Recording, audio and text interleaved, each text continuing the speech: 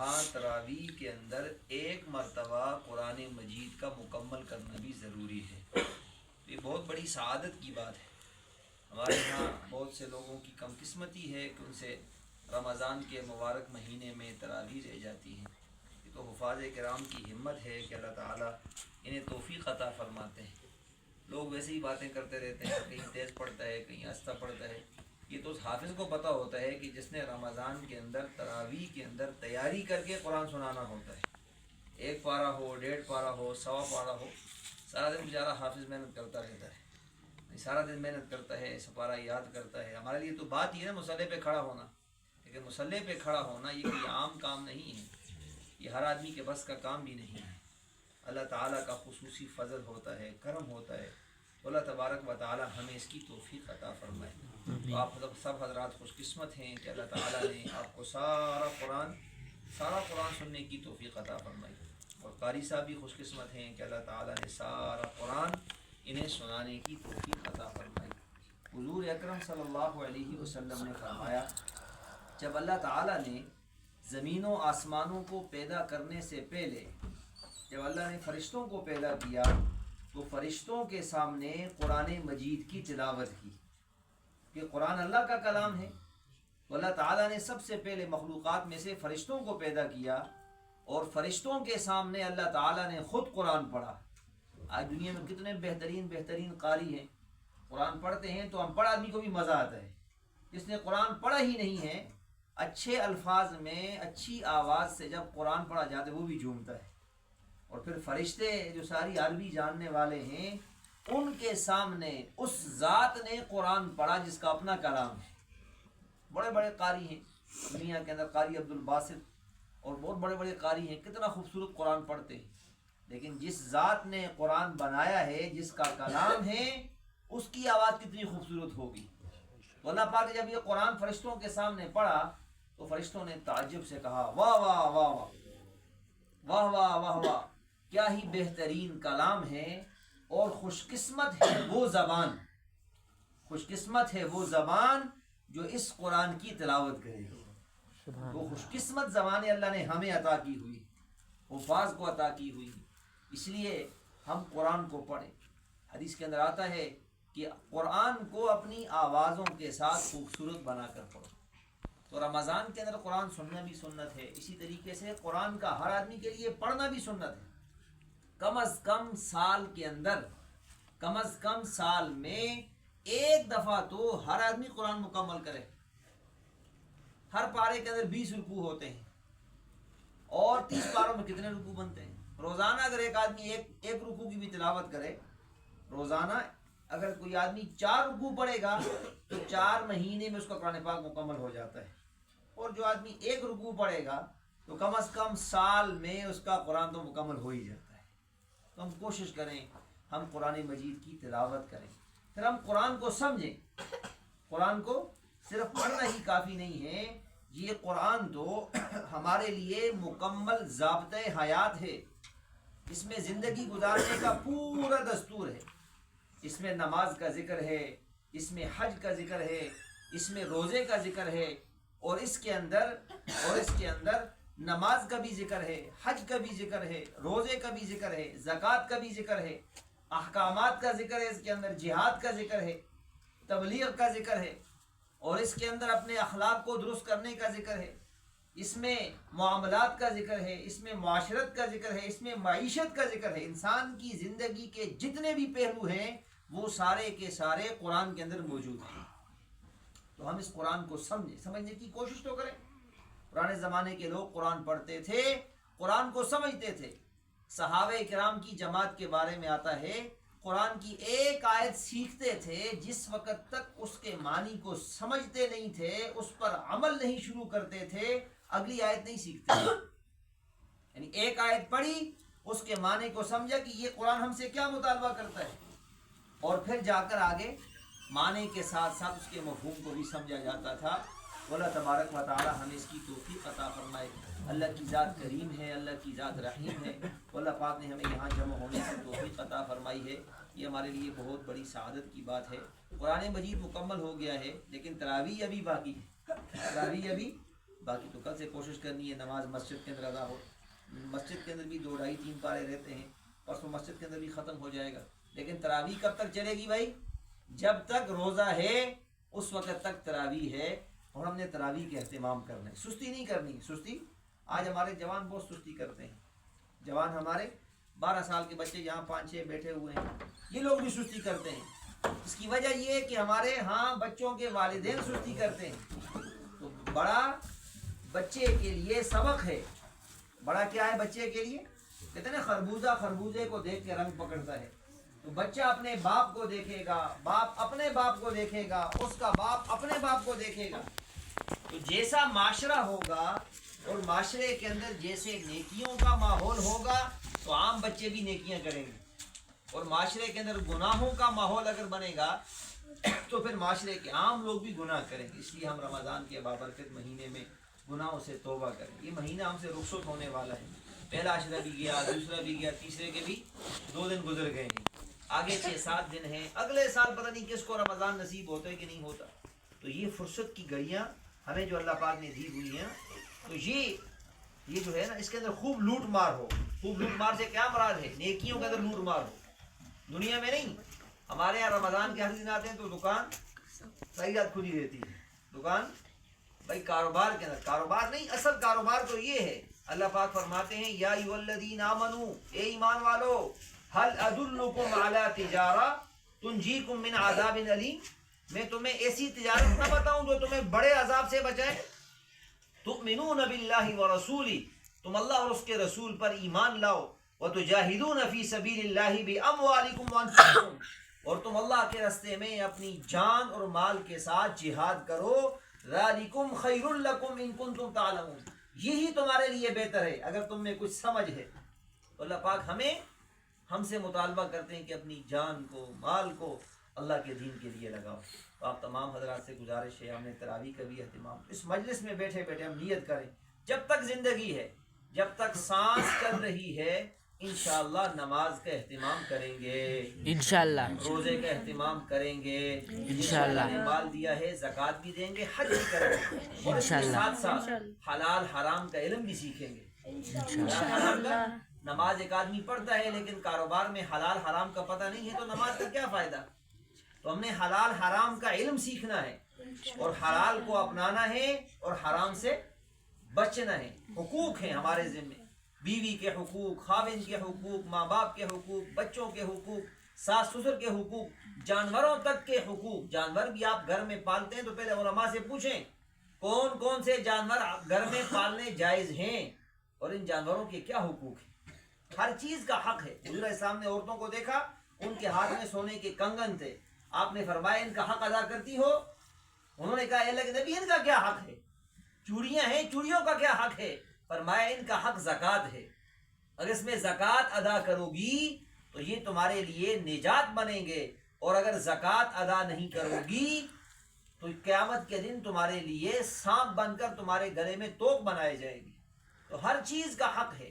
تو ہم نے علماء سے حقوق سیکھنے ہیں, پھر ہم نے معاشرت سیکھنی ہے. ہم گھروں کے اندر رہتے ہیں, ہماری شادی کیسے ہو, ہمارا ماتم کیسے ہو. شادی میں کتنے ایسے کام جو ہم کرتے ہیں دین سمجھ کے, حالانکہ وہ دین نہیں ہے. فوتگی کے اندر کتنے ایسے کام ہر آدمی کرتے پھنسا ہوا ہے کہ لوگ کرتے ہیں, حالانکہ وہ دین, لوگوں کے کرنے کو دین نہیں کہتے, جناب نبی کریم صلی اللہ علیہ وسلم کے کرنے کو دین کہتے ہیں. جو کام انہوں نے کیے, جو کام انہوں نے امت کو کہے وہ دین ہے. لوگوں کی پرواہ نہیں کرنی ہے. لوگ تو کسی سے بھی راضی نہیں ہوتے ہیں. سونے کی پلیٹ کے اندر بھی اگر آپ کسی کو کھلاؤ گے وہ بھی نقص نکالے گا بھائی. تو اس لیے لوگوں کی پرواہ نہیں کرنی, ہم نے اللہ کی پرواہ کرنی ہے. تو معیشت کو بھی ہم نے دیکھنا ہے. میں جو کام کر رہا ہوں, میری جو تجارت ہے, آیا یہ قرآن و سنت کے مطابق ہے کہ نہیں ہے؟ حضرت عمر رضی اللہ عنہ کے زمانے میں بازار میں کوئی دکاندار نیا کام شروع کرتا تھا تو اس کو بلا کر پوچھتے تھے, بھائی تم نے جو کاروبار شروع کیا ہے اس کا دین سیکھا ہے کہ نہیں سیکھا, اس کے مسائل سیکھے کہ نہیں سیکھے. اگر اس نے مسائل سیکھے ہوتے تھے تو اس کو کاروبار کی اجازت ہوتی ہے. ورنہ کہتے کاروبار بند کرو, پہلے جا کر علماء سے اپنے کاروبار کے مسائل سیکھو. مسئلے کا پتہ ہی نہیں ہے. ڈاکٹر کو آدمی کہے بھائی آپ مکان کا نقشہ بناؤ, آپ نے 20 سال لگائے ہیں تو بنا سکتا ہے. اس نے 20 سال لگائے ہیں، بڑی بڑی کتابیں پڑھی ہیں، لیکن وہ نقشہ نہیں بنا سکتا۔ انجینئر سے آپ کہو کہ میرے پیٹ میں درد ہے، مجھے کوئی دوائی دے دو، وہ کہے گا میرا کام۔ آپ اسے کہو 20 سال تم نے کالج میں پڑھا ہے، تمہیں یہ نہیں پتا کہ پیٹ کی دوائی کون سی ہوتی، بھائی اس کی فیلڈ ہی نہیں ہے، اس کا شعبہ ہی نہیں ہے۔ اس لیے ہر شعبے کے اندر ہم نے لگنا ہے، اس کے مسائل کو سیکھنا ہے، اس کے مسائل کو۔ ڈاکٹری کا اپنا شعبہ ہے، انجینئرنگ کا اپنا شعبہ ہے، وکالت کا اپنا شعبہ ہے، ٹیچنگ کا اپنے اپنے شعبے۔ تو ہم نے دین سیکھنا ہے، دین ہر آدمی کی ضرورت ہے، استاد کی بھی ضرورت ہے، ڈاکٹر کی بھی ہے، انجینئر کی بھی ہے، ہر آدمی کی ضرورت ہے۔ اس کے لیے ہم نے دین کو سیکھنے کی کوشش کرنی ہے، اور اللہ تبارک و تعالیٰ سے آخری دنوں میں اپنے لیے، ساری امت کے لیے بخشش مانگنی ہے۔ امت میں کیسے حالات بنے ہوئے ہیں، مسلمانوں کے ساتھ پاکستان افغانستان آپس میں لڑ رہا ہے، کس کے لیے دعا کریں، افغانستان کے یا پاکستان کے لیے؟ دونوں طرف مسلمان ہیں، اور حالت کیا بنی ہوئی ہے؟ کوئی ہندوؤں کے کہنے پہ اچھل رہا ہے اور کوئی امریکہ والوں کے کہنے پہ ہے۔ مسلمان ایک دوسرے کا گوشت کھا رہے ہیں، ایک دوسرے کا۔ ادھر سعودیہ کے اندر بھی حملے ہو رہے ہیں، کویت میں ہو رہے ہیں، قطر میں ہو رہے ہیں۔ حضور پاک صلی اللہ علیہ وسلم نے فرمایا قرب قیامت، اس وقت دنیا میں سب سے خطرناک ٹیکنالوجی مسلمانوں کے پاس ہے، لیکن سب سے ذلیل بھی کون ہو رہا ہے دنیا میں؟ مسلمان۔ کیوں؟ اپنے کام کو چھوڑا۔ اس وقت دنیا میں آپ معیشت دیکھو نا، تیل، پوری دنیا میں تیل صرف مسلمانوں کے پاس ہے، لیکن استعمال کون کر رہا ہے؟ وہ یہودی کر رہا ہے، وہ ہندو کر رہا ہے، عیسائی کر رہا ہے۔ ہم ان کے اشاروں پہ اس لیے اللہ پاک سے عافیت کی دعا مانگنی، عافیت کی، کہ اے اللہ جو حق پہ ہیں ان کی مدد فرما، اور جو حق پہ نہیں ہے اے اللہ ان کو ذلیل فرما۔ کوئی بھی ہے جو حق پہ ہے اس کی مدد فرما، اور جو حق پہ نہیں ہے اس کو۔ اللہ کے نبی دعا مانگتے تھے، اللہم ارنا الحق حقا وارزقنا اتباعہ، اے اللہ مجھے حق دکھا اور حق پر چلنے کی توفیق عطا فرما۔ صرف حق دیکھنا کافی، حق پہ چلنے کی اللہ سے توفیق بھی مانگنی ہے۔ اور اے اللہ مجھے باطل دکھا، گندگی دکھا، اور پھر باطل گندگی سے بچنے کی توفیق عطا فرما۔ تو ہم نے میڈیا اور دائیں بائیں کی لوگوں کی بات کی پرواہ، ہم نے حق پہ چلنا ہے اور حق کو ہم نے پہچاننا ہے۔ اس لیے رمضان کے مہینے میں دعائیں قبول ہوتی ہیں۔ ہم اپنے ملک کے لیے بھی دعا کریں، سارے مسلمانوں ملکوں کے لیے، اور خاص کر مسلمان ملکوں کے حکمرانوں کے لیے، کہ اللہ پاک ان کو دین کی سمجھ دے دے، یہ آپس میں ایک ہو جائیں، آپس میں ایک ہو جائیں۔ جب آپس میں ایک ہوں گے تو اس کی طاقت زیادہ ہوگی۔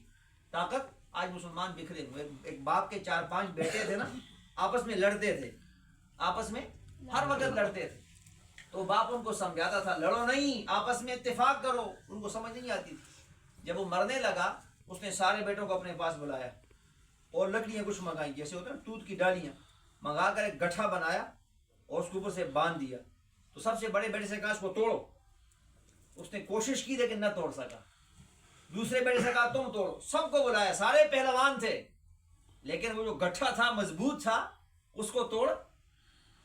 پھر اس باپ نے کہا اس گٹھے کو کھول دو، گٹھے کو کھولا، ایک لکڑی ایک کو دی، کہا توڑ، اس نے توڑ دی، دوسرے کو کہا، تو سب نے وہ ایک لکڑیاں۔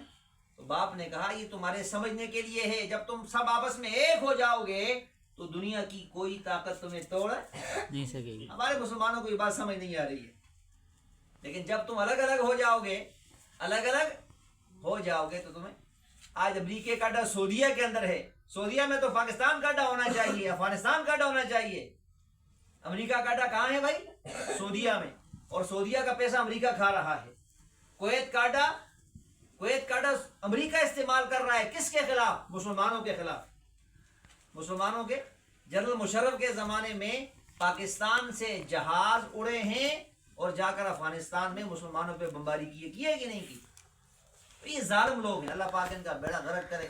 ایسے لوگ جو ملک کے اندر موجود ہیں، اللہ ان کو تباہ کرے، برباد کرے، جو مسلمانوں کے خلاف لڑ رہے ہیں۔ تو اللہ تعالیٰ سے یہ باتیں آپ کے سامنے سے یہ کی ہیں کہ ہم سب کی ضرورت ہے، تو ہم نے اللہ سے دعا مانگنی ہے کہ اللہ پاک مسلمانوں کو آپس میں اتفاق دے، اتحاد دے، پیار دے، محبت دے، اور اللہ پاک دین کو دنیا میں عام کرے۔ اللہ تعالیٰ ہم سب کو ان باتوں پر عمل کرنے کی توفیق عطا فرمائے۔ آخر میں پھر آپ سارے کے سارے لوگ جنہوں نے تراویح کے اندر قرآن سنا یا قاری صاحب نے سنایا، آپ سب مبارکباد کے مستحق ہیں۔ اللہ تعالیٰ سارے قرآن پاک پر ہمیں عمل کرنے کی توفیق عطا فرمائے۔ الحمدللہ رب العالمین، والصلاة والسلام علی سید الانبیاء والمرسلین وعلی آلہ واصحابہ اجمعین وعلی کل من تبعهم بإحسان الی یوم الدین۔ ربنا ظلمنا أنفسنا وإن لم تغفر لنا وترحمنا لنكونن من الخاسرين ربنا هب لنا من أزواجنا وذرياتنا قرة أعين وجعلنا للمتقین اماما۔ اے اللہ ہمارے گناہوں کو معاف فرما، اے اللہ ہم سب کے حال پہ رحم فرما، یہاں جو قرآن پڑھا گیا، سنا گیا، سنایا گیا، اسے اپنی بارگاہ میں قبول فرما، جس میں غلطیاں ہو گئی، کمی بیشی ہو گئی، اے اللہ اس سے درگزر فرما، ہمیں قرآن کا حق ادا کرنے کی توفیق عطا فرما، اے مولا کریم بیماروں کو شفا عطا فرما، پریشان حالوں کی پریشانیوں کو دور فرما، بے اولادوں کو نیک اولاد عطا فرما، جن کی اولادیں نافرمان ہونے والدین کا فرما بردار بنا۔ اے مولا کریم بہت سے مسلمان جیلوں کے اندر بند ہیں، ناحق بند ہیں، اے مولا کریم انہیں جیلوں سے آزادی عطا فرما، اے اللہ جو ظالم ہیں جیلوں سے باہر ہیں انہیں جیلوں کے اندر بند فرما، اے اللہ گناہگاروں کو گناہوں سے توبہ کی توفیق عطا فرما، اے اللہ ہمارے حکمرانوں میں ایمانی غیرت پیدا فرما، یہود و نصارہ کے طریقوں کو چھوڑ کر قرآن و سنت کی رہبری کے اندر زندگی گزارنے کی توفیق عطا فرما، سارے مسلمان ملکوں کو آپس میں اتفاق اتحاد نصیب فرما، سارے اسلام ملکوں کو اے اللہ سارے اسلامی ملکوں کو اے اللہ کفر کے خلاف جمع ہونے کی توفیق عطا فرما، اے مولا کریم ہم سب کے حال پہ رحم فرما، پریشانیوں کو دور فرما، اے اللہ جو مسائل ہیں اے اللہ اپنے فضل سے ان مسائل کو حل فرما، ہمارے دلوں میں دوسرے کے لیے محبتیں پیدا فرما، ہمیں حلال کمانے کی توفیق عطا فرما، اے اللہ ظلم سے، سود سے، رشوت سے، جھوٹ سے، دھوکے سے، بد نظری سے، سارے روحانی اور اے اللہ جتنے بھی بیماریاں ہیں اے اللہ جتنے بھی گناہ ہیں، جتنی بیماریاں ہم سے ہماری حفاظت فرما، اے اللہ گناہوں سے ہمیں توبہ کرنے کی توفیق عطا فرما، اس مجلس میں جتنے بھی لوگ شریک ہیں اے اللہ کسی نہ کسی کی کوئی نہ کوئی حاجت ہے، اے اللہ تو اپنے فضل سے ان کی حاجتوں کو پورا فرما، ان کی پریشانیوں کو حل فرما، ہماری مسلمان بچیاں جوان بہنیں گھروں میں رشتوں کے انتظار میں ہیں، اے اللہ تو ان کو جوڑ کے رشتے عطا فرما، جن گھروں کے اندر جھگڑے ہیں ناچاقیاں ہیں اے اللہ تو اپنے فضل سے جھگڑوں ناچاقیوں کو دور فرما، ہمارے ججوں کو ہمارے وکیلوں کو ہدایت عطا فرما، اے اللہ اسلام اور قرآن کے مطابق فیصلے کرنے کی توفیق عطا فرما، یہود و نصارہ کے نظام کو جو اس ملک میں رائج ہے اے اللہ اس ملک کو اس نظام سے پاک فرما، اے اللہ سود کی لعنت سے ہمارے ملک کو پاک فرما، اے اللہ ہمیں نیک حکمران عطا فرما، اے اللہ ان ظالم سود خوروں سے ہماری حفاظت فرما، اے اللہ ہماری دعاؤں کو اپنے فضل و کرم سے قبول فرما، وصلی اللہ تعالی علی خیر خلقہ محمد و آلہ و اصحابہ اجمعین برحمتک یا ارحم الراحمین۔